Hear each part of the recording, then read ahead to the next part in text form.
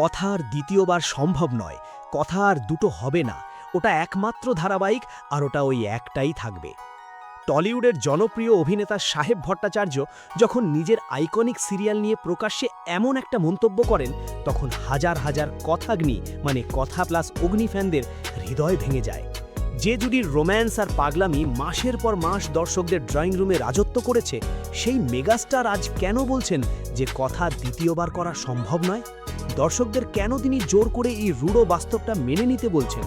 আজ আমরা ডিকোড করব সাহেবের এই ইমোশনাল স্টেটমেন্টের পেছনের আসল সত্যি আর একজন অভিনেতার জিরো থেকে শুরু করার সেই যন্ত্রণার গল্প। স্টার জলসায় সম্প্রচারিত কথা ধারাবাহিকটি কোনো সাধারণ মেগা সিরিয়াল ছিল না, এটা ছিল একটা ইমোশন। প্রথমবার ছোট পর্দায় জুটি বেলেছিলেন সাহিব ভট্টাচার্য এবং সুস্মিতা দে। পর্দার অগ্নিভৌ মানে এভি আর কথাকলির সেই মিষ্টি খুনসুটি, ঝগড়া আর ভালোবাসা দর্শককে এমনভাবে মোহাবিষ্ট করেছিল যে সিরিয়াল শেষ হয়ে যাওয়ার পরও ফ্যানেরা সেই ঘোর থেকে বেরোতে পারছে না। সোশ্যাল মিডিয়া খুললেই আজও দেখা যায় ফ্যানদের হাজার হাজার কমেন্ট, সাহেব সুস্মিতা জুটিকে আবার ফেরত চাই, কথা সিজন 2 কবে আসবে?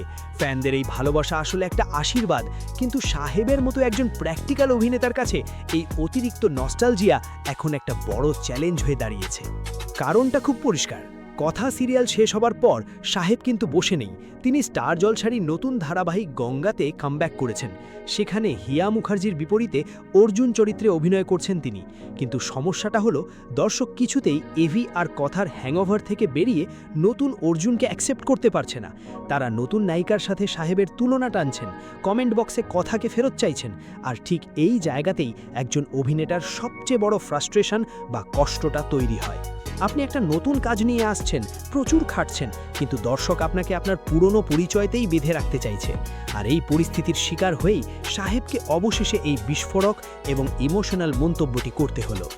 সাহেব তার স্টেটমেন্টে একটা খুব পাওয়ারফুল কথা বলেছেন, আমি নতুন চরিত্র নিয়ে আবার শূন্য থেকে শুরু করছি। এটা আমাকেও মেনে নিতে হয়েছে আর দর্শকদেরও মেনে নিতে হবে। একবার লজিক্যালি ভেবে দেখুন তো, একটা সুপারহিট চরিত্র থেকে বেরিয়ে আসাটা একজন অভিনেতার জন্য কতটা কষ্টের। মাসের পর মাস যে চরিত্রটার সাথে তারা ঘুম থেকে ওঠে, ঘুমোতে যায়, সেই চরিত্রটাকে একদিন হঠাৎ করে মেরে ফেলতে হয়। সাহেব নিজেও হয়তো এভি চরিত্রটাকে ভীষণ মিস করেন, কিন্তু জীবন তো আর এক জায়গায় থেমে থাকে না।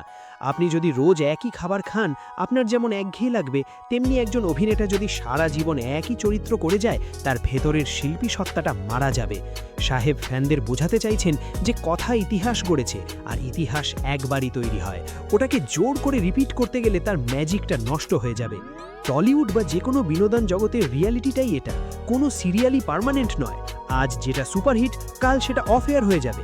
ফ্যানেরা ইমোশনে ভেসে অনেক কিছু চাইতে পারে, কিন্তু মেকাররা জানেন যে একই জুটিকে বারবার আনলে একসময় টিআরপি পড়বেই।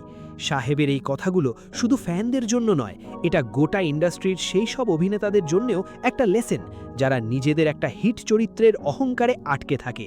সাহেব প্রমাণ করে দিলেন যে সত্যিকারের স্টার সেই যে নিজের অতীতকে সম্মান জানিয়ে বর্তমানের জিরো থেকে আবার হিরো হওয়ার লড়াইটা শুরু করতে পারে। কথা সিরিয়ালের ম্যাজিক সত্যিই ভোলা সম্ভব নয়, কিন্তু সাহেবের এই নতুন লড়াই, এই অর্জুন হয়ে ওঠার জার্নিটাকেও আমাদের সম্মান জানানো উচিত। একজন দর্শক হিসেবে আমাদের উচিত অতীতকে আঁকড়ে না ধরে প্রিয় অভিনেতার নতুন কাজকে ভালোবাসা দেওয়া।